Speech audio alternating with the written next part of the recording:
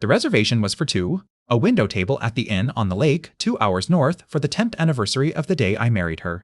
The necklace she'd admired in a shop window last spring sat wrapped in the glove box of my truck. Antonelli's, the little restaurant where we'd had our first date, was holding our corner table for 7 o'clock. And in one quiet evening, I cancelled every last piece of it, and I never told her why. She thought my silence meant I had nothing left to say. She never once guessed that for 11 months I'd been keeping account in the notebook in my shirt pocket, one small mark for every time I reached for my wife, and she turned away. There was a note folded in that notebook, too. 4 lines I'd written for her by hand and never handed over. And by the time she finally read those words, the man who wrote them was already gone. My name is Marcus. I'm 49 years old, and for 22 of those years I've done the same kind of work. I read blueprints for a small building company called Halverson. I'm the man in the back corner who catches the thing nobody else sees. The beam that's cut 2 inches short. The doorway that won't clear the cabinet. The number sitting in the wrong column that would have cost somebody their house. A few years back, I flagged a foundation error on a job everyone had already signed off on. Saved the company from a lawsuit that would have buried it. Nobody threw me a party. That's not the kind of thing I do the work for. I do it because I notice things. I always have. Remember that about me. It matters later. I met Vivian when I was 38.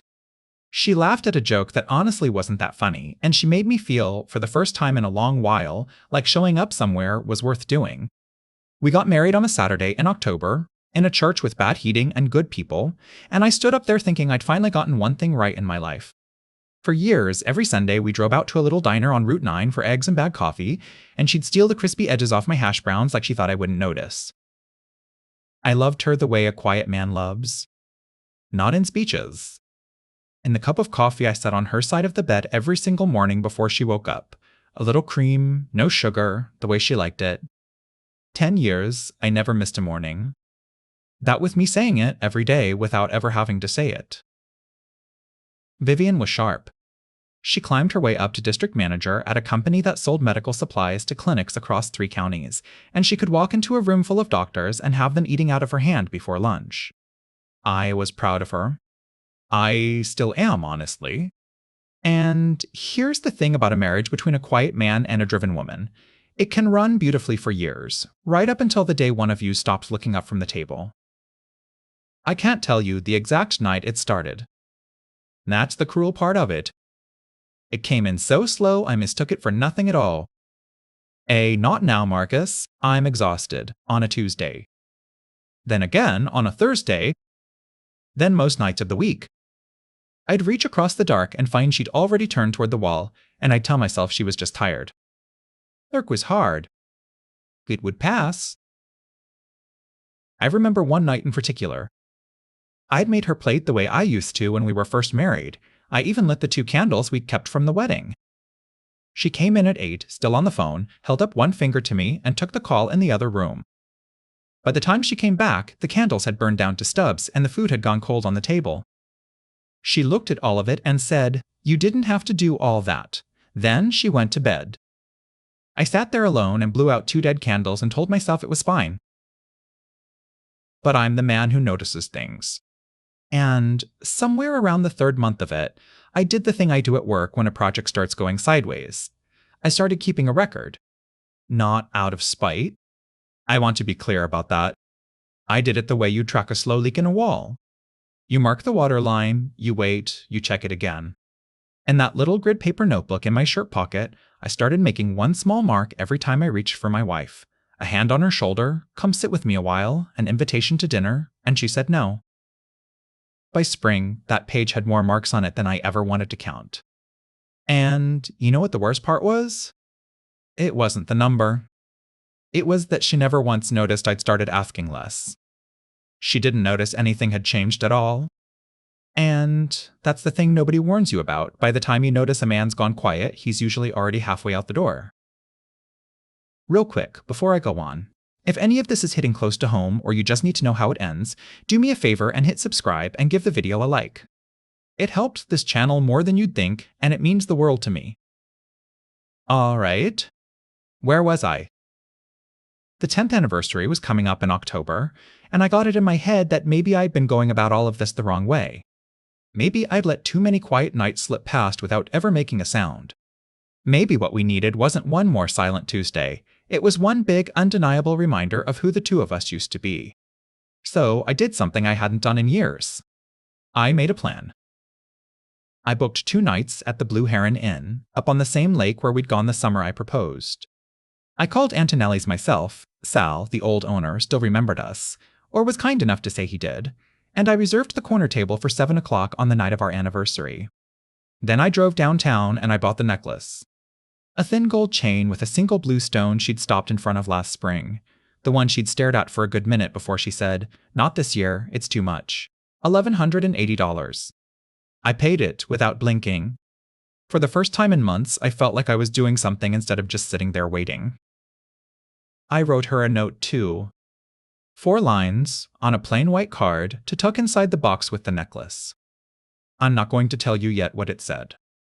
I'll only tell you it was the truest thing I'd written in 10 years. The one thing I could never seem to get out of my mouth across a dinner table.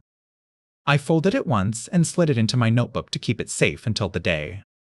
Right up against that page full of little marks. For 3 weeks, I carried that secret around like a warm coal in my coat pocket. I had the whole thing timed out to the minute. I'd tell her only to keep the second weekend of October open, nothing more, and then I'd surprise her at the door with the reservation, the drive, the necklace, all of it at once. I even stood out in the garage and practiced what I'd say. A man who reads other people's plans for a living, finally planning the one thing in his own life that actually mattered to him. And then, on a Thursday evening in the first week of October, I finally showed her what I'd built. I laid the printed reservation on the kitchen counter, set the wrapped box down beside it, and stood there with my heart going like a jackhammer behind a calm face.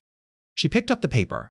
She read it, and the look that moved across her face, before she said a single word to me, told me everything I'd spent 11 long months trying not to know. She read it twice.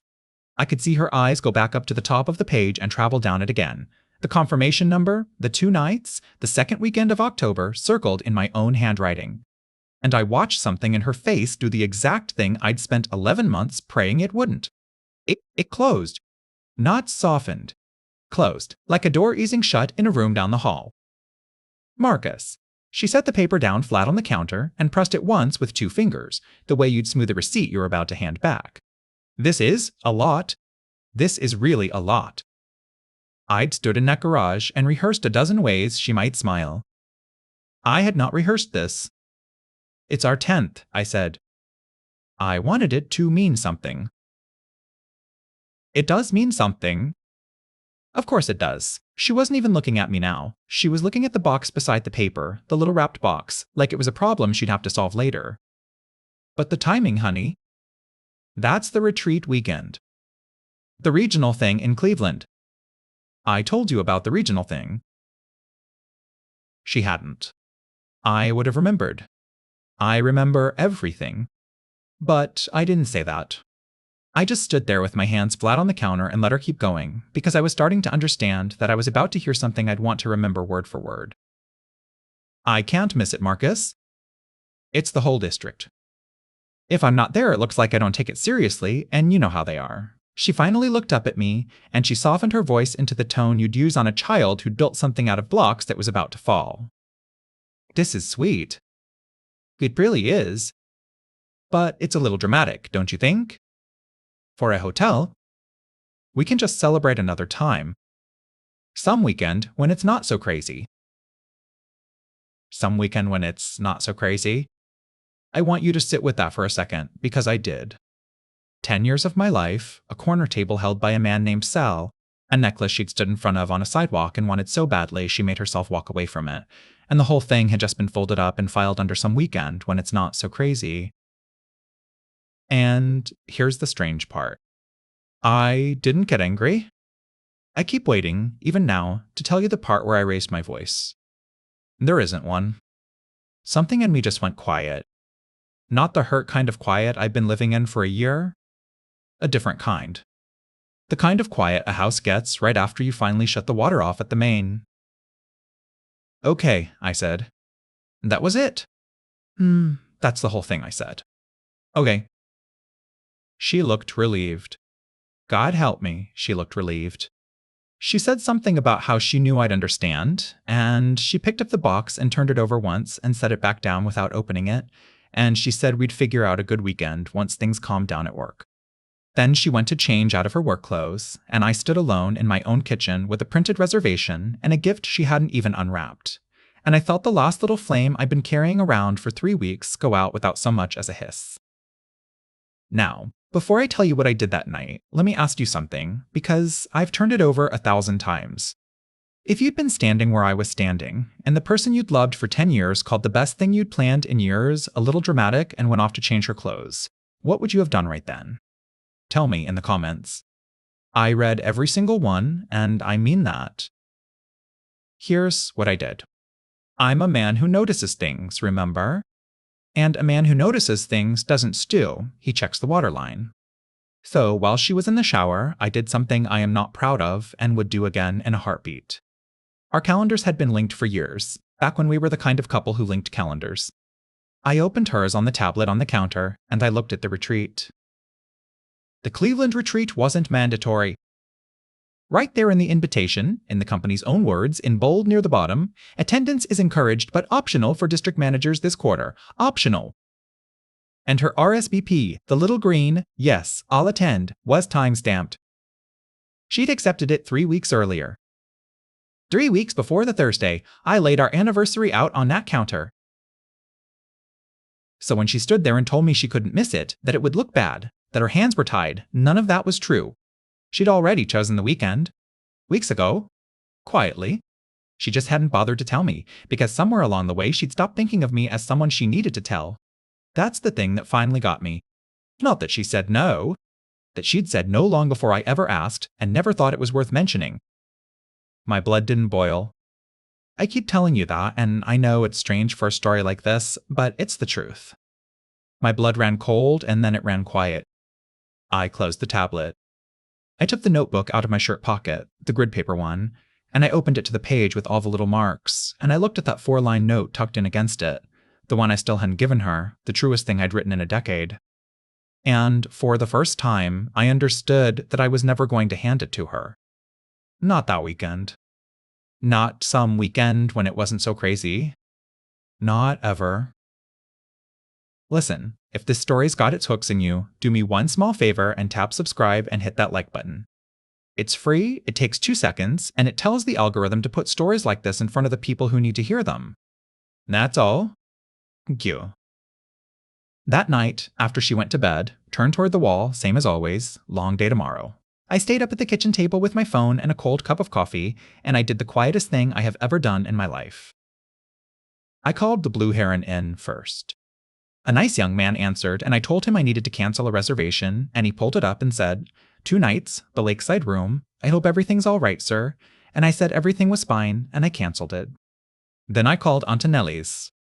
Sal himself picked up, because it was late and it's that kind of place, and when I told him I had to let the corner table go, he was quiet for a second, and then he said, "You two been coming here a long time, Marcus." "You sure?" And I said I was sure. And I let it go.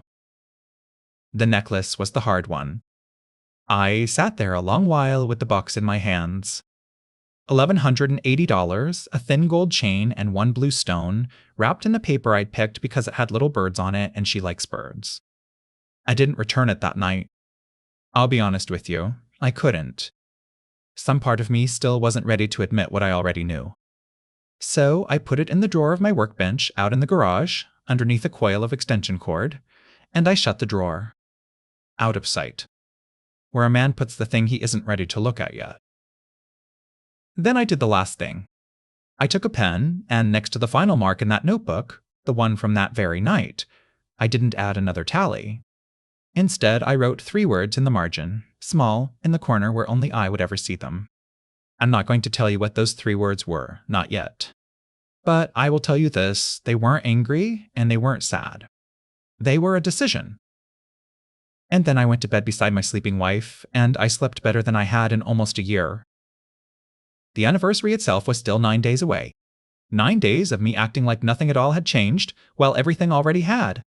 Vivian left for Cleveland that Friday with a quick kiss on my cheek and a love you be good, never knowing there was no longer any trip to celebrate, because I'd erased it, every piece of it, without a word. She thought she'd talked me out of a hotel. She had no idea she'd just watched me start walking out the door. And what happened when she got back is where the story really begins. She was gone 4 days, and I did the strangest thing with them. Nothing. I did absolutely nothing, and it changed everything. I want to be careful how I tell this part, because it would be easy to make it sound like a plan. It wasn't a plan. I didn't sit down and drop some cold-blooded strategy to teach my wife a lesson. That's not the kind of man I am. And honestly, that kind of thing never works anyway. What happened over those 4 days was simpler and quieter than that. I just stopped. I stopped doing all the small, invisible things I'd been doing for 10 years, and I hadn't even decided to. My hands just stopped on their own, the way your foot comes off the gas when you finally see the roads washed out ahead. The morning she left, I woke up at the usual time. And I lay there in the dark and I thought about the coffee. A little cream, no sugar, on her side of the bed every morning for 10 years. She wasn't even home, she was in a hotel in Cleveland, so there was no cup to make. But I realized, lying there, that even if she had been home, I don't think my legs would have carried me to that kitchen. And that scared me more than anything Vivian had ever said to me. Because that cup of coffee was the last sentence of love I still knew how to say to her. And I just felt it go silent inside me. So I got up and I made 1 cup of coffee. Just the one.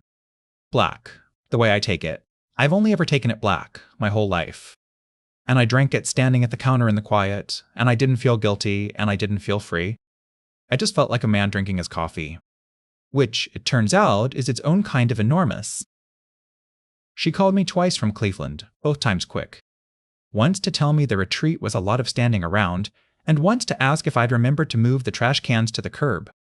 10 years of marriage boiled down to a woman 100 miles away wondering about the trash. I told her the cans were out. I told her to have a good time. My voice was warm and easy, because I wasn't performing anything. There was just nothing left in me that needed to reach for her. She didn't notice a thing. Why would she? A quiet man going quiet doesn't make a sound. Our actual anniversary landed on the Sunday, the day she was driving home. 10 years to the day since that cold little church with the good people in it. I could have spent it sitting home stewing. I didn't want the house that day. So I got in my truck, a 2013 Silverado with 170,000 miles on it and a passenger seat that still had the shape of her in it, and I drove out to the diner on Route 9. The one with the bad coffee and the crispy hash browns. The one we used to go to every Sunday, back when Sunday meant something. I hadn't been there in over a year. Same cracked vinyl booths. Same waitress, Dolores, who's got to be pushing 70 and calls every man in the place Han. She came over with a pot of coffee and looked at the empty side of the booth across from me, and she said, "Just you today, Han?" And I said, "Just me today." Dolores. And she filled my cup and she didn't ask anything else, God bless her, because a woman who's poured coffee that long knows exactly what an empty seat across from a man means. I ordered the eggs and the hash browns. And when they came, I did something I hadn't planned. I reached over with my fork and I ate the crispy edges off the hash browns myself. The ones she always stole off my plate. 10 years, I let her take them, and I used to pretend I didn't see her do it because the pretending was half the fun. And I sat there in that booth on my 10th anniversary, alone, eating the crispy edges I'd been saving for a woman for a decade, and I want to tell you, I finally understood how small I'd let myself get. How I'd spent years training myself not to want the things I wanted. Not to reach too far. Not to ask for too much. Just don't rock the boat, Marcus. Just keep the peace. Keep the peace, keep the peace, and one day you wake up and realize you kept the peace by disappearing. That's the theme line I keep coming back to, and I'll say it plain, because it's the truest thing I learned. You can keep the peace right up until you've made yourself so small there's nothing left of you to fight for. I paid Dolores, left her more than the eggs were worth, and I drove home. Vivian's car was already in the driveway. And this is where I first saw it, the thing I hadn't expected, the thing that told me the ground had already started moving under both of us. She wasn't angry that I'd been out. She was unsettled that I'd been fine. She was in the kitchen when I came in, still half in her travel clothes, and the first thing out of her mouth was, "Where were you?" I got home and the house was empty. Not accusing exactly. Off balance. Like she'd walked into a room and found the furniture moved 2 inches to the left and couldn't figure out what was wrong. "Went out for breakfast," I said. I hung my keys on the hook. "You hungry?" "There's still coffee." She watched me pour it. I could feel her watching, and I knew what she was doing because I do it for a living. She was reading me, looking for the tell, waiting for the sigh, the flat voice, the quiet resentment she'd have known exactly how to handle. She'd have known how to handle a sulking husband. She'd been handling one for a year without ever having to try. But there was no sulk to find. I handed her the coffee, easy as anything, and I asked how the drive was, and I meant it, and that the not being able to find the wound is what put the first crack in her. Quick pause. If you're still with me this far in, and this story's landing for you, please take 1 second to like the video and subscribe. You don't have to, but it genuinely helps me keep making these, and I'm grateful for every one of you who does. For 2 days after she got back, nothing happened. That's important. It wasn't a fight. It was a slow dawning. She kept circling me, testing the temperature, and every time she came back with the same reading, "He's fine." And I watched her get more and more uneasy with fine, because deep down she knew, the way you know a thing without letting yourself say it, that fine wasn't right. Fine meant something had already been decided that she hadn't been in the room for. It broke open on the 3rd night, and it broke over something almost nothing. She was looking for the phone charger, the good one, and she went out to the garage to check my workbench for it. I was in the living room. I heard the drawer open, the one with the coil of extension cord in it, and then I heard it go quiet out there. Too quiet. That specific quiet I know so well. She came back into the living room holding the little wrapped box. The one with the birds on the paper. She'd found it under the extension cord where I buried it 9 days before, and she was standing there holding it, and her face had gone the color of paper. "Marcus," she said, and her voice wasn't steady anymore. "What is this?" You said we'd celebrate another time." "You said okay." She turned the box over in her hands, and I watched her put it together in real time, watched the whole thing land on her at once. Did you already cancel it?" "The hotel? Did you cancel all of it?" And I looked at my wife of 10 years, standing in our living room holding the gift she'd never let me give her, finally, afraid of the quiet she'd spent a year teaching me to live in. And I said the only thing there was left to say. "Yeah," I said. "I canceled it. All of it. That same night." I didn't say it to hurt her. I want you to understand that.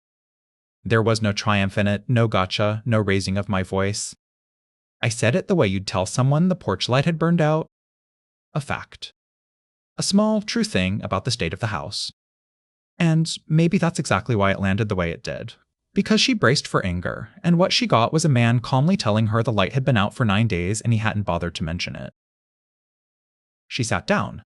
Not gracefully, she sort of lowered herself onto the arm of the couch, still holding the box, like her legs had stopped taking instructions. "You didn't say anything," she said. "For 9 days, you didn't say one word.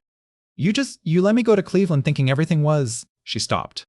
"Why wouldn't you say something?" And here it was. The question I'd been carrying the answer to for 11 months, and a grid paper notebook in my shirt pocket. I didn't reach for the notebook. I didn't need it. I knew every mark on that page by heart. Because every time I said something, you said no, I told her. For about a year now, Viv. Every time I reached for you, every single time, you were too tired, or it was too late, or it wasn't a good night. And I stopped counting on you saying yes a long time ago. So when you called this dramatic, I nodded at the box in her hands. I just wanted to see what would happen if I stopped asking. The silence that came after that was the loudest thing in that house in 10 years. And I watched it hit her. Not the cancellation, not the money, none of that. What hit her was the arithmetic. A year of small no's she'd never once added up, laid end to end in front of her all at once, and at the bottom of the column, a total she hadn't known she was running toward. Her mouth opened and nothing came out. For the first time in our marriage, my wife had nothing to manage her way out of. Because there was nothing to manage. There was only the truth, sitting quiet in the room between us. I didn't know it was that bad, she finally said, and her voice cracked right down the middle. Marcus, I swear to God I didn't. I didn't know you were counting. I know you didn't, I said. And that was the whole tragedy of it, right there. She didn't know. Not because I hid it, I'd been reaching for her in plain sight for a year, but because she'd stopped looking. You can't notice a man drowning if you've quit glancing at the water. And the thing that broke my heart, standing in that room, wasn't that she'd hurt me. It was watching her realize, finally, that she'd hurt me, and knowing it had come one anniversary too late. She cried then. Really cried, the kind that comes up from somewhere old. She said it was the stress. The job, the district, the standing around in Cleveland pretending to matter. She said she'd been so buried in staying afloat at work that she'd started treating home like the one place she didn't have to try, because home was the one place she was sure would still be there no matter what. I thought you'd always be there, she said. I thought, you're always there. You're the one thing I never had to worry about. And there it was. The most honest thing she'd said to me in a year, and it was also the exact thing that had cost us everything. I thought you'd always be there. Do you hear it? That's not love talking. That's a man taken for granted, described out loud by the person doing the taking, who couldn't even see it was the problem. She'd love me like you love the foundation of a house, certain it'll hold, so certain you never once go down to check it. And foundations don't hold forever if nobody ever checks them. I'd know. It's my whole job. Now, I want to stop here for a second and ask you something, because I've gone back and forth on it myself more times than I can count. When she sat there crying and telling me she'd just assumed I'd always be there, was that an apology worth accepting? Or was it just a person who was sorry she got caught? Sorry about the total at the bottom of the column? I've got my own answer, but I'd honestly like to hear yours. Tell me in the comments what you think. I read everyone. I didn't yell at her. I didn't twist the knife. I told you at the start, this was never loud revenge, and I meant it. I sat down across from her, and I said the truest sentence I know, the one I wish to God somebody had said to me 20 years ago. Viv, I said, when you stop choosing your partner, they don't leave all at once. They just stop choosing you back. Little by little. And by the time you notice they've stopped, it's usually already done. She looked at me when I said that, and something in her face changed, a flinch, then a kind of dawning horror because she heard the tense I'd used. They stopped choosing you back. Not they'll stop, not they might. Already done. She heard it. She was quiet for a long moment, and then she asked the question in a very small voice, the voice of someone who already knows the answer and is asking anyway because they have to. Have you stopped choosing me? And I couldn't lie to her. I'm not built for it. I think I stopped a while ago, I said. I just didn't put it into words until 9 days ago. At a kitchen table. With a cold cup of coffee. Before I go further, if you're finding something true in this, please do give the video a like and hit subscribe. It's the one small thing that keeps this channel going, and I'm thankful for every single one of you sitting here with me. Here's the part I didn't expect. I thought that conversation would break her open into anger, or excuses, or a fight to win me back on the spot. It didn't. Something else happened, and it's the thing that told me how far the ground had really shifted. Vivian got scared. Genuinely, deeply scared, and for the first time in a year, she got attentive. The next morning, there was a text on my phone before I'd even finished my coffee. Thinking about you. I love you. I'm sorry, ... first unprompted, I love you, I'd gotten from her in longer than I could remember. That night, she came home early, with takeout from the Thai place I like, and she sat down next to me on the couch instead of across the room, close enough that our shoulders touched, and she asked me about my day like she actually wanted the answer. She started making my coffee in the mornings. Black, the way I take it. She got it right, too. She'd been paying attention after all, somewhere, all along. She just never spent it on me until she was afraid of losing me. And I want to be honest with you about the thing I felt watching all of it, because it's not the thing you'd expect. I didn't feel vindicated. I didn't feel like I'd won. I sat there on that couch with my wife's shoulder against mine and her getting my coffee right, and I felt the saddest thing a man can feel. I felt nothing pull. She was finally reaching for me, really reaching, the way I'd begged the universe for her to reach for a year, and I reached back inside myself for the man who'd have wept with relief at it, and he wasn't there anymore.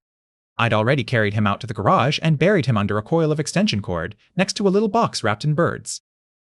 She thought she was winning me back.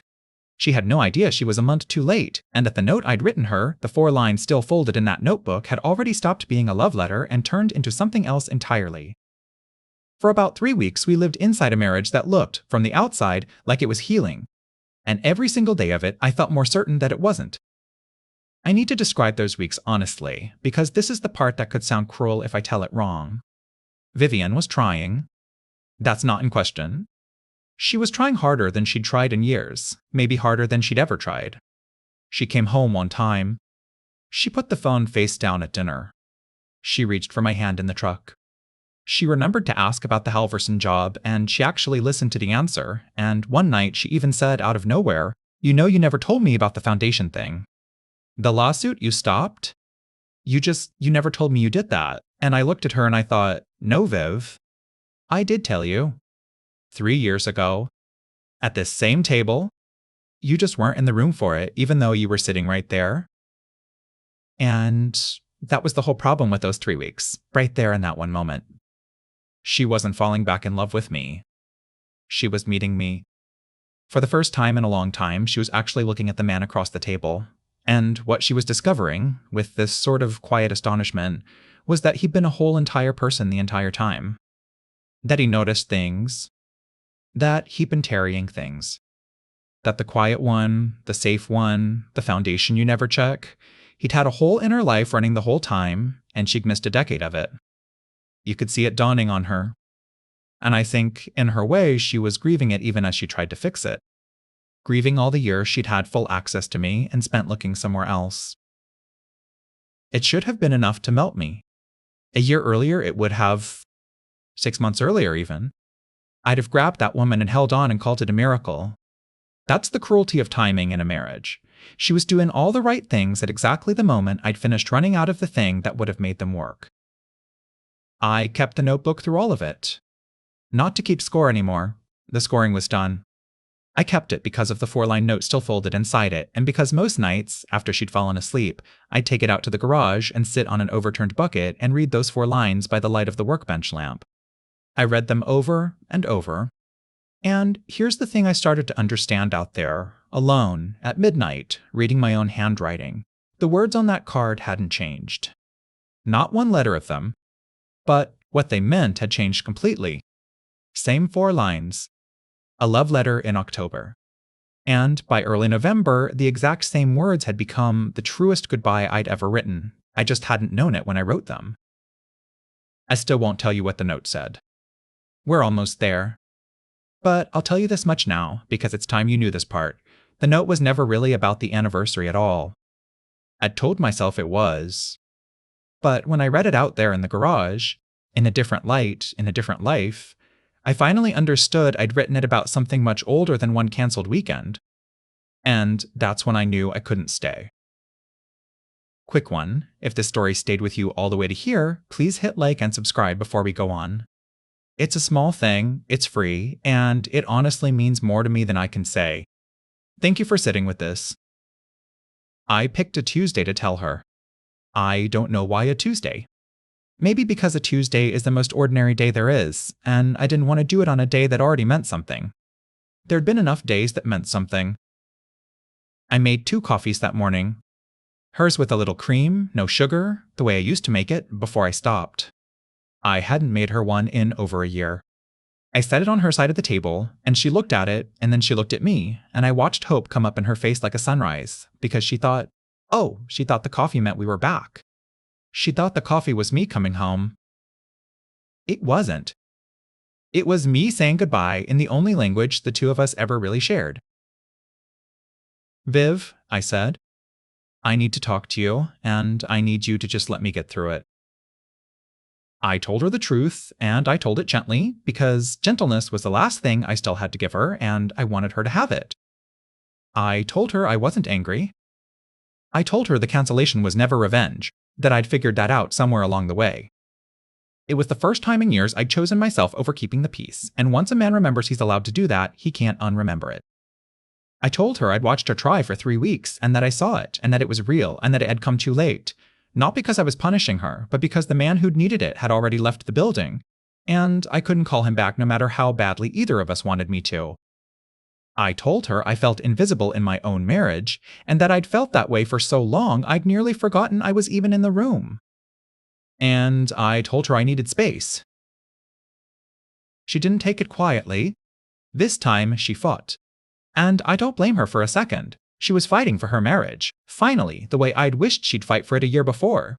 She cried and she promised. She said she'd go to therapy. She said we'd both go. She said she'd quit the job if that's what it took. She'd take a demotion, she'd do anything, name it, and it's done. You can't just decide this alone, she said. You did that once already. You canceled our whole anniversary and didn't tell me. You don't get to just decide us alone, Marcus. That's not fair. And I understood, in that moment, that she still didn't fully see it. Because in her mind, my leaving was the sudden thing, the surprise, the ambush, the decision made in secret at a kitchen table. She thought this was me springing a cancelled reservation on her all over again. But it wasn't sudden. It was the least sudden thing that had ever happened in that house. She'd had a year of warnings. A year of a hand reaching across the dark and finding a wall. She just hadn't read a single one of them because she was so certain the foundation would hold that she never once went down to check it. This wasn't me deciding alone.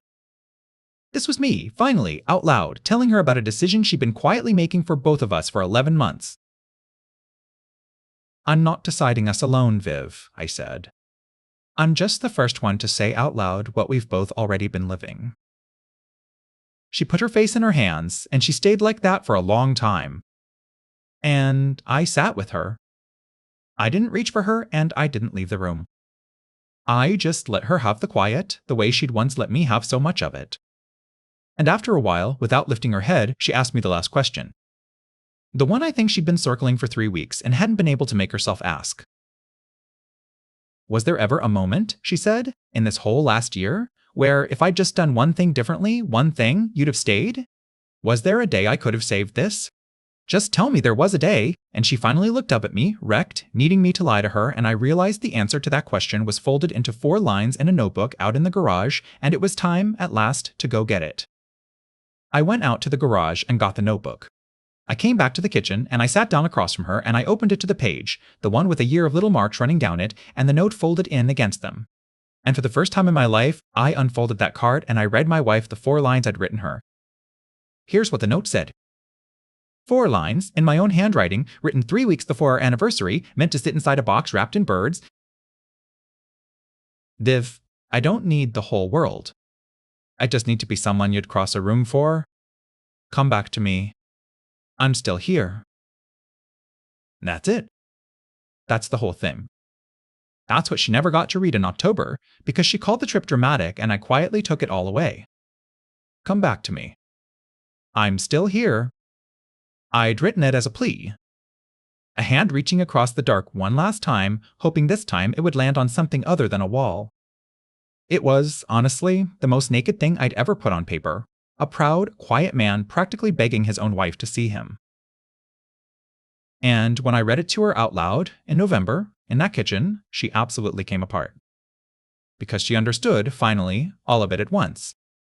That there had been a version of October where she opened that box and read those words and looked up and simply chose me, and everything after would have been different. That the door hadn't always been closed.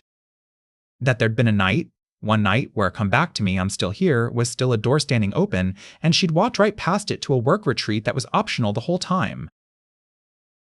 So that was the day, she whispered. The anniversary. That was the day I could have saved it. She looked at the card in my hands, like it was a thing that had come back from the dead. If I'd read this, if I'd just canceled Cleveland and come with you, you'd have stayed. I would have stayed, I told her. And it was the truth, and I owed her the truth. In October, Viv, all I wanted in this entire world was for you to cross a room for me. That's the whole reason I planned it. It was never about the lake or the necklace. It was me asking you, as loud as I know how to ask, to come back. And you said it was dramatic. But you never gave me the note. Her voice broke on it. You wrote it and you never gave it to me. How was I supposed to know if you never… And then she stopped herself. Right there. Mid-sentence. Because she heard it. She heard what she was doing, and to her enormous credit, she didn't finish it. And that was the moment, the real one, the twist under the twist. Because she was right that I'd never handed her the card. But she was wrong about what that meant. I hadn't withheld the note. I tried to give it to her every single day for a year, in every language I had. The coffee on her side of the bed was the note. The lit candles were the note. Yeah! The corner table at Antonelli's, the Lakeside Inn, the blue stone on the gold chain, the whole cancelled anniversary was the note, written as big and as loud as a quiet man knows how to write. The 4 lines on that card were just the only part small enough to fold. She hadn't missed a card. She'd missed a year of the same card, delivered daily, in the only handwriting I've got. And here's the part that I think is the truest thing in this whole story, the thing I'd want you to carry out of it. When you love someone who stopped looking at you, the tragedy is never that they didn't get the message. It's that you sent it 100 times, and every time, it landed on a wall. And a man can only stand at a wall for so long before he finally understands the wall is the answer. We didn't scream. There was no slam door, no thrown plate, none of the things a story like this is supposed to have. I told her I was going to stay at my brother's for a while. I told her I thought we should both talk to someone. Separately, and maybe together, not to fix us necessarily, but so that whatever came next, we came at it clear-eyed instead of scared. I told her that if she took one thing from me, it should be this: don't do to the next person what we did to each other. Don't let the quiet ones get so quiet you forget to check on them. I said it not to wound her, but because I meant it, and because I think it might be the only useful thing to come out of 10 years. She asked if this was really the end. And I told her the truth again, because by then it was the only currency I had left. I said I didn't know. I said maybe space would show us something neither of us could see this close up. I said I wasn't slamming a door. I was just finally stepping outside of a house I hadn't been able to breathe in for a long time, and I needed to feel the air on my face before I could tell her what was true. That wasn't cruelty. After a year of a man making himself small enough to disappear, it was the first honest thing the marriage had held in ages. I'm almost at the end, and if this story's meant something to you, I'd be grateful if you'd hit like and subscribe before we finish. It's the one small thing that helps these stories reach the people who need to hear them. Thank you for staying with me all this way. I packed a bag that afternoon. It didn't take long. I've never needed much.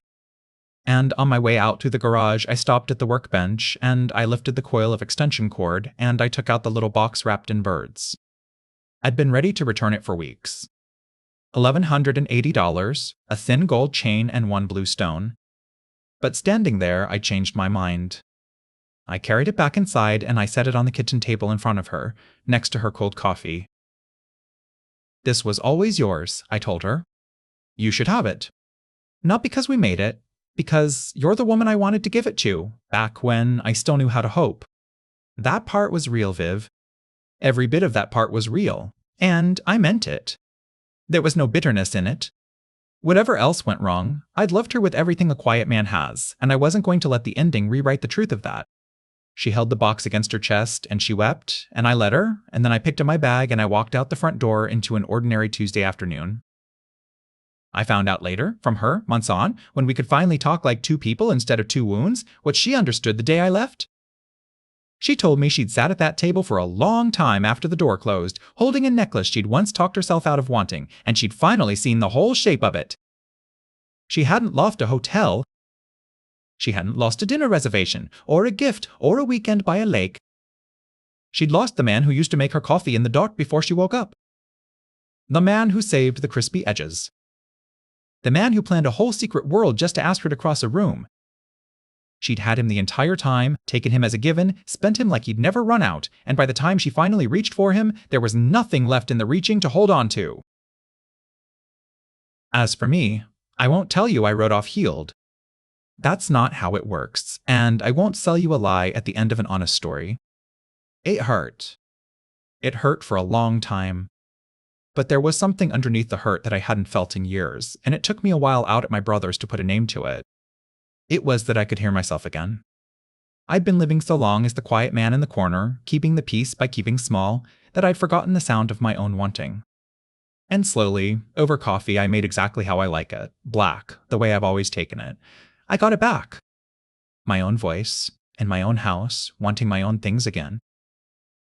I keep the notebook still. Not for the marks. I made my peace with those. I keep it for the 4 lines. I just need to be someone you'd cross a room for. I read them sometimes, not with sadness anymore, but the way you'd read an old letter from a younger version of yourself. Because that man wasn't wrong to want it. He was just asking the wrong person, one who'd stopped looking. And the day I stopped asking her was the day I finally started asking myself, and it turned out I'd been ready to cross the room for me the whole time. If this story stayed with you, and you'd like to hear more true-to-life stories of quiet betrayals and the moment a person finally chooses themselves, tap the video on your screen now. I'll be right there waiting for you.